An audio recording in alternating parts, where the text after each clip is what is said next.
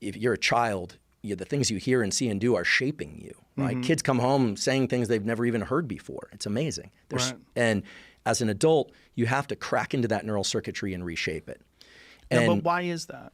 What is it about adults? Because I have my own theory, and this is just a martial arts-based theory. Young kids learn so fast. They learn so fast. But I always feel like it's because they don't have jobs.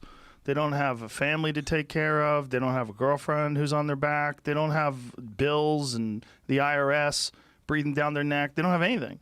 So they can just think about it, and their mind, like if they have a hard drive, right, and they have a 1 terabyte hard drive, they got like 100 gigs full. They have all this space. You could fill that space up with technique and movement, and it becomes their whole life because it's thrilling and it's exciting to learn, and their body heals quicker, so they can force themselves into situations. With adults, it's extremely difficult to find the bandwidth, to find the amount of time to really completely focus on something because you have so many distractions. Yeah. Well, does that make sense? No, absolutely. What you just described is a beautiful description of the top contour, and below that, what's happening is in childhood, the whole brain is literally more plastic because there's more space for the neurons to move around and make new connections.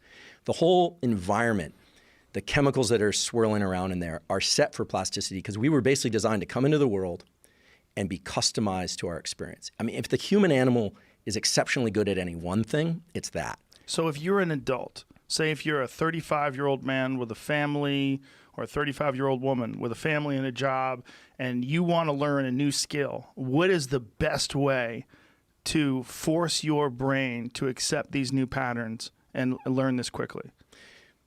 By attacking 2 separate parts of a process. Neuroplasticity is not an event. It's a process, and it has 2 parts. The first one is, if you want to learn and change your brain as an adult, there has to be a high level of focus and engagement. There's absolutely no way around this because focus and intensity and that kind of the Goggins phenotype, right? I think Goggins is now a noun, a verb, and a pronoun, right? It's like, it's amazing. So if you're going to Goggins this process, what you need to do is you need to, regardless of how agitated you feel, you have to lean in and focus extremely hard. Now, the reason for that is that there's a neurochemical, norepinephrine, also called adrenaline, same thing, that's released in the brain and body. Most people back off at that point because they feel this agitation. But we have to remember that noradrenaline was designed to get us into movement. That's the purpose of noradrenaline, to take us out of stillness and into movement. And then the other thing we have to do is we have to take that elevated level of alertness and we have to focus it. And there's a second neuromodulator called acetylcholine, which is secreted from this little structure in the base of the forebrain when we visually focus on something. Or in the case of maybe if you're doing auditory learning, when you focus with your auditory attention. Can I pause you there for a second? Yeah. So acetylcholine you can take in a supplement, and norepinephrine you can actually get from float ice tanks. Like you can get it from cryo chambers, you can get it from cryotherapy. So using those strategies of taking, like acetylcholine is actually an alpha brain, one of the supplements my company sells. When you take that along with float tanks and cryo chambers and do some intense exercise or whatever you're trying to get good at with intense focus, couldn't those things accelerate that process? Almost certainly increases the plasticity, the rate of plasticity. So you would recommend if someone was trying to get better at something, like a cryo chamber would actually accelerate the process of learning? Yeah, so yes. So, Wow. So the reason for that, though, but you don't necessarily need a cryo chamber. What you need so we have these requirements. We need urgency and focus to trigger plasticity. Right. That's one part of the process. I haven't mentioned the second part yet.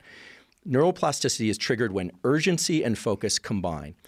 Acetylcholine is released, for the aficionados out there, it's called the nucleus basalis, but that doesn't matter. There's a little compartment of neurons in the base of your forebrain that doesn't like to release acetylcholine on a regular basis.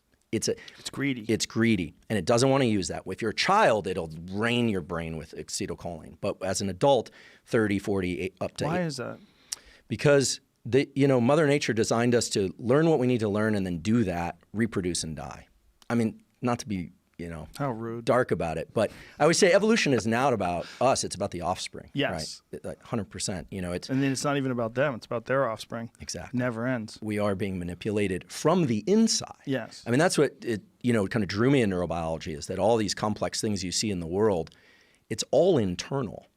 So, if you get urgency, it can come from, let's use David he's a shining example of this, right? You can sit there and just ramp up your level of urgency through purely psychological means. You could take an ice bath. You could do high intensity breathing, anything that brings your level of alertness up. Can I ask you this? If you were going to try to improve your ability to get better at something, when would you use that ice bath or the cryotherapy? Would you use it before? Would you use it afterwards? Definitely before. Before the learn. What we're talking about is a two-part process. The first part is the learning trigger. The learning trigger is gated by two things: adrenaline, which is also norepinephrine, same thing, and acetylcholine. And so you need that level of alertness up, and you need acetylcholine released at the location in the brain that corresponds to what you're trying to learn.